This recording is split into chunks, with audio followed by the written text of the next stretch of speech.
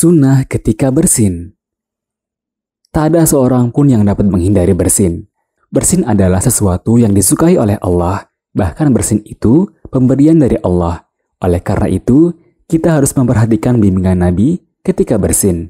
Di antaranya adalah, yang pertama, meletakkan tangan atau baju ke mulut ketika bersin. Ini adalah petunjuk Rasulullah SAW. Disebutkan dalam hadis, tatkala bersin, beliau meletakkan tangan atau bajunya ke mulut dan mengecilkan suaranya. Hikmahnya, kadangkala ketika seorang bersin, keluarlah air liur dari mulutnya hingga dapat mengganggu orang yang berada di sebelahnya atau menjadi penyebab tersebarnya penyakit dengan izin Allah.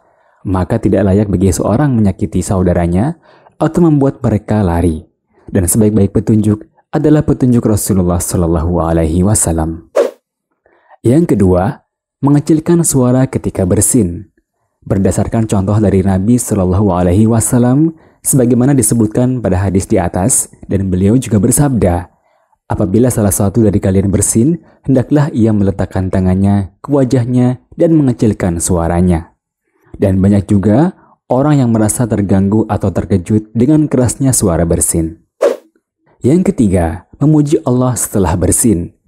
Setiap muslim harus mengucapkan doa yang diperintahkan Nabi SAW dalam sabda beliau, jika salah seorang di antara kalian bersin, hendaklah mengucapkan Alhamdulillah. Jika ia mengatakannya, maka hendaklah saudaranya atau temannya membalas Yarhamukallah, yang artinya, semoga Allah merahmatimu.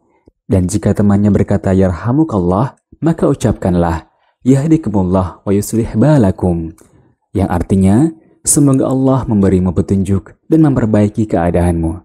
Rasulullah SAW bersabda, sesungguhnya Allah menyukai bersin dan membenci menguap. Maka jika salah seorang dari kalian bersin dan memuji Allah, maka wajib atas setiap muslim yang mendengarnya untuk mengucapkan tahmid atau yarhamukallah.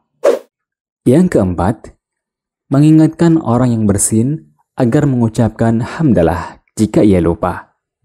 Jika kita mendapati orang bersin tidak memuji Allah, maka ingatkanlah.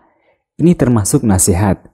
Abdullah bin Al-Mubarak melihat orang bersin tidak mengucapkan hamdalah, maka ia berkata kepadanya, apa yang diucapkan oleh seseorang jika ia bersin? Orang itu berkata, Alhamdulillah. Maka Ibnu Mubarak menjawab, Yarhamukallah. Yang kelima, tidak perlu mendoakan orang yang sudah bersin 3 kali berturut-turut. Begitulah sunnah Rasulullah SAW. Beliau bersabda, jika salah seorang dari kamu bersin, hendaklah orang yang ada di dekatnya mendoakannya. Dan jika lebih dari 3 kali, berarti ia sakit. Dan janganlah kalian mentashmid bersinnya setelah 3 kali. Beliau juga bersabda, doakanlah saudaramu yang bersin 3 kali. Dan bila lebih dari itu, berarti ia sedang sakit. Ada seorang lelaki yang bersin di hadapan Nabi. Maka Nabi berkata kepadanya, Yarhamukallah. Kemudian ia bersin lagi, maka Rasulullah berkata, lelaki ini sedang sakit. Yang keenam, tidak mengucapkan tasmid terhadap orang kafir yang bersin meskipun ia memuji Allah. Dahulu orang Yahudi sengaja bersin di dekat Nabi dengan harapan Nabi mengatakan Yarhamukallah. Tetapi Nabi mengatakan, semoga Allah memberimu petunjuk dan memperbaiki keadaanmu. Sobat Ahsan TV, itulah adab ketika bersin sesuai sunnah Rasulullah SAW. Semoga bermanfaat.